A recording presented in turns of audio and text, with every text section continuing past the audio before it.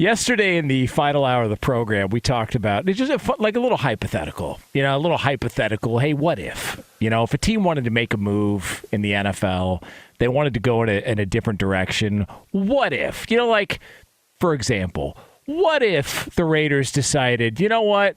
We've had enough of this whole Derek Carr experience, and maybe we could save some money if we keep him healthy towards the end of the season, and we don't have to, guarantee his $40 million or whatever it is because of an injury. And then, if we'd take a little like $5.6 million cap hit if we end up dealing him, but he's got to pass a physical. Simply just a what-if scenario. What's the plan to finish out the season? Because Josh McDaniels was a little critical about the passing game following the Christmas Eve disaster at Acupuncture Stadium in Pittsburgh, in which Derek Carr threw 3 interceptions. Just simple hypothetical question, just a what if. And then a few hours later, Josh McDaniels stepped up to the podium, and he had this to say. Had a good conversation with the quarterbacks this morning. We're going to go ahead and start Jarrett the last couple games of the season here. None of us is happy with where we're at, but we think it's an opportunity to, evaluate a younger player who hasn't had much time to play. Talking to Derek, who was great. He understands the scenario that we're in and the situation, and very supportive of the 2 young guys. Those 3 guys obviously have worked together hand in hand all year, and he'll do anything he can to help them. Well, I mean, where do you start? He gone. You got to follow what Q said yesterday, though, right? Yeah. Like he said, we said it when the conversation point came up with Heineke and Wentz. And it's like, why do you even bring it up? And then, boom, Josh McDaniels brings up the quarterback situation. It's like, okay, why even bring it up? And even though it didn't seem believable, foreseeable, maybe perceivable, he brought it up in his press conference. And so we should have just followed what the standard protocol of we're right. Going to bench our starting quarterback now. And that seems to be how it all played out. All right. Let me lay this out for you guys. First off, I was dead wrong because – look, Josh McDaniels was traded for me back when he was in Denver, and I always felt like, regardless of the circumstances, he was always trying to be competitive. This is not that move to be competitive. This is a business move in 2 ways. It's a business move to eliminate any potential chance they've got to pay the $40.4 million that would be owed to Derek Carr if he couldn't pass a physical. I believe it's 3 or 4 days after the Super Bowl. Okay? So that's what's stated within his contract. So it has everything to do with that, very similar to why Matt Ryan's not playing in Indianapolis. Even though he's had a bad year, he still gives them a better chance than the alternatives there.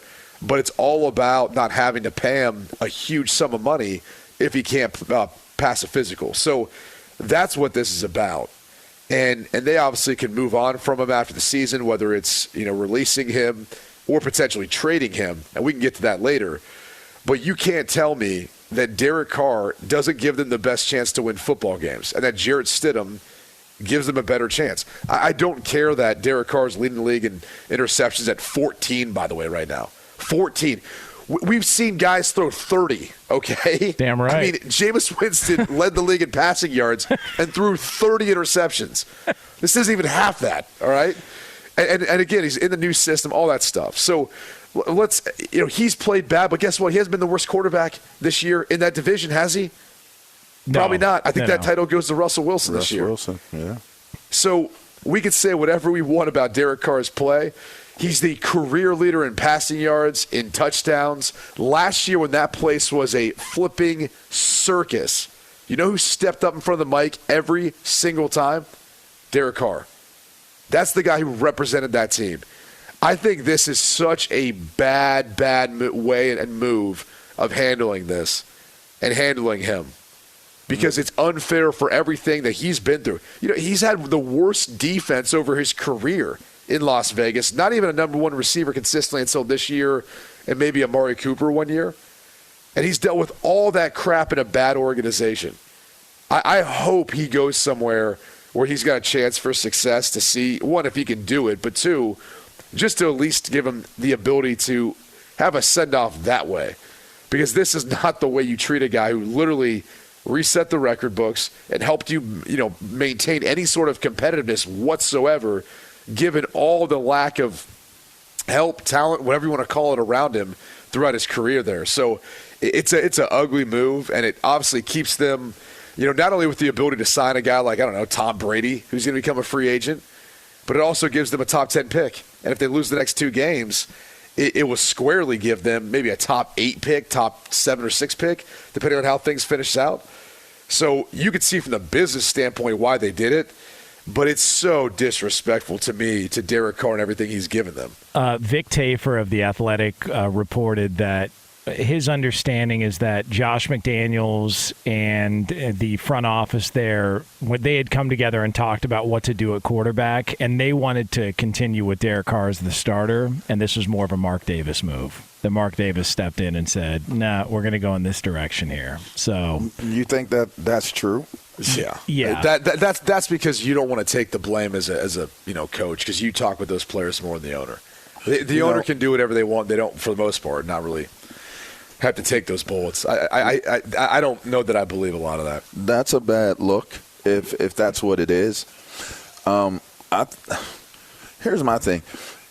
Like I said about Coach Saleh and how he handled the Zach Wilson situation, people respect you more if they feel like there's some genuineness connected to what it is that's taking place.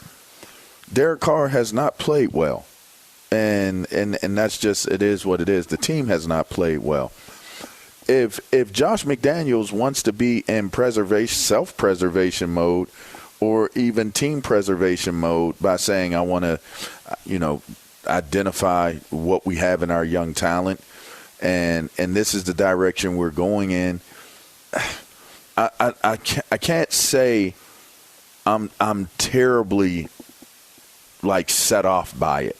And I guess he did say that. I guess he did say it in his press conference. I'm not terribly upset because they're not going to make the playoffs. They did have a disappointing year.